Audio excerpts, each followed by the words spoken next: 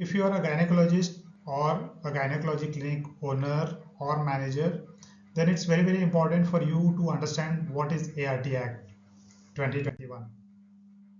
In this video, we are going to learn what is the ART Act, what is the purpose, how it came into being, what are the requirements, and how to comply with this.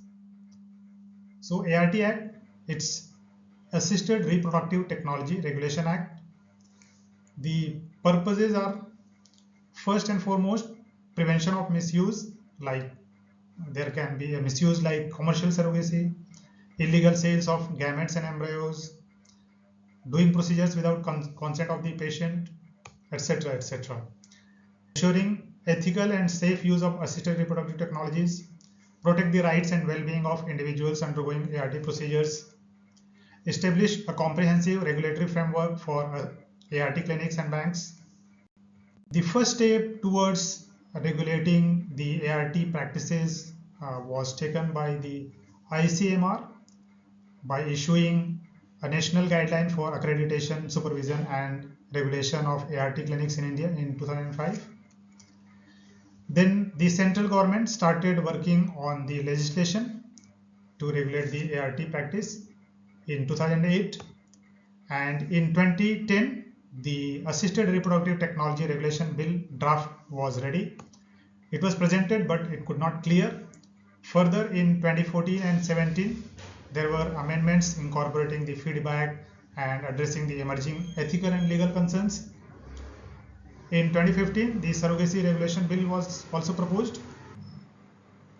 In September 2020 the ART Regulation Bill was presented in the Parliament, and finally in December 2021 the ART and Surrogacy Act, both the acts were cleared by both upper and lower houses and got notified, and in January 2022 both the acts came into force.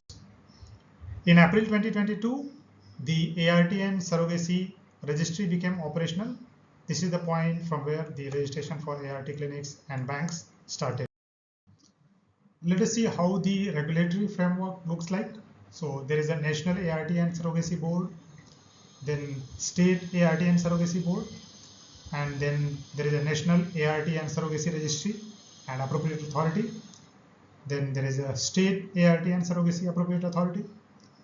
So these bodies are responsible for regulating the ART clinics, surrogacy clinics, and ART banks. Talking about the registration requirement as mandated by the ART Act, it says no person shall establish any clinic or bank for undertaking assisted reproductive technology or to render assisted reproductive technology procedures in any form unless such clinic or bank is duly registered under this act. Meaning, if there is no license, you shouldn't do any ART procedure. ART clinics, the clinics are divided into two categories. Level 1, where we can do primary procedures like IUI, artificial insemination. In level 2 clinic, we can do all the ART procedures like IUI, all the primary and advanced procedures like IVF, ICSI, etc. Talking about the requirements, for level 1, for example, we need one gynecologist. In equipment, we need centrifuge, microscope, refrigerator.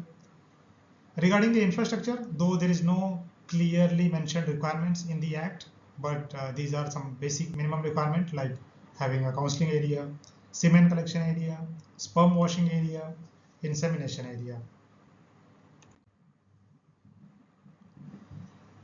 How to do the registration?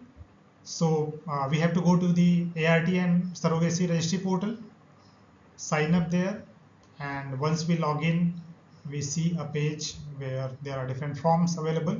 So based on whether it's clinic or bank, we have to select the form. For example, for ART clinic, with respect to whether it's level 1 or 2, we have to fill form 1, fill all the details and submit it.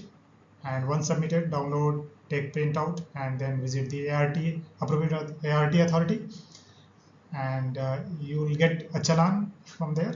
With that, you have to pay the applicable fees. For example, level 1 it's 50,000 rupees, and for level 2 it's 2 lakh rupees. So that has to be paid usually in the SBI branch. And Then the payment receipt has to be submitted in the office, the appropriate authority office. And once that is done, your application process is done, and then within 30 days the ART authority is supposed to come for inspection, visit the site and do the inspection, and then they will decide whether it's accepted or rejected, whatever. And accordingly, if the inspection is cleared or everything is okay, then it will be approved, so that license will be issued later. So once the license is issued, then how to comply on the ongoing basis? So the license needs to be renewed time to time as per the requirement. Typically, the license, in particular this case, the license is valid for 5 years. Then before doing any procedure, the patients need to be counseled properly, and consent has to be taken depending upon what procedure, what all are involved. So there are different consent forms available. So there is one video explaining the consent forms, so that can be referred. Quality assurance, we need to adhere to the quality assurance standards, and we should do audits time to time. All the procedures, all the activities being done should be recorded and reported to the appropriate authority as and when requested. There can be complaints from the patients or any concerned person related to the ART. So that needs to be, there should be a complaint redressal procedure. Then we should adhere to the standards and guidelines, protocols defined for the procedures, internal protocols or decided by the related parties.